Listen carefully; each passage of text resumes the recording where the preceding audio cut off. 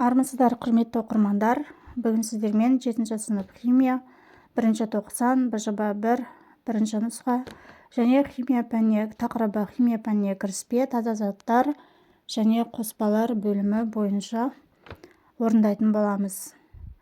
Бірінші сұрақ бізде таза затты анықтаңыз деген. Бұл жерде А болады, дистилденген су. Дұрыс варианты А. Жемісті шыран, қаймақты сүт, лимонды шай дегендер олар таза затқа жатпайды, қоспаға жатады. Енді Б тапсырмасына жазған екен, таза затқа 2 мысал келтіріңіз деген.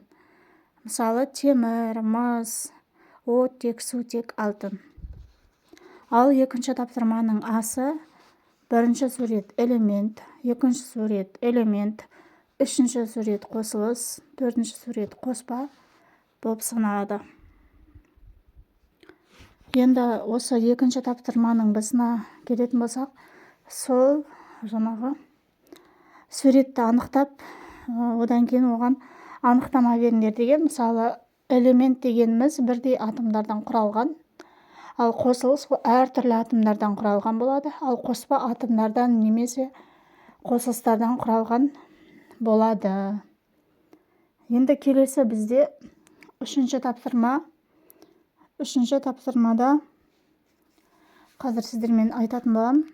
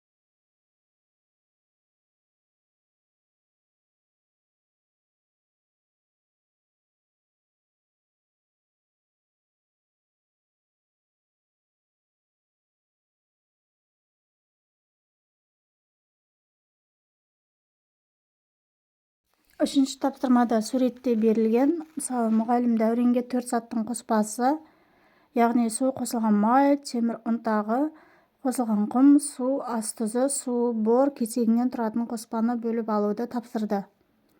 Енді осы қоспалардың түрін анықтау керек бізге. Әртекті болады, әртекті, біртекті сумен ас тұзы, сумен бор кесегі әртекті болып саналады. Енді бөлу әдістері бізде айдау В, магнитпен тарту С варианты, буландыру және немесе қайта кристалдандыру А варианты. Соңғысы бізде сүзу болып саналады Д варианты. Бұл бізде бөлу әдістеріне жататын болады.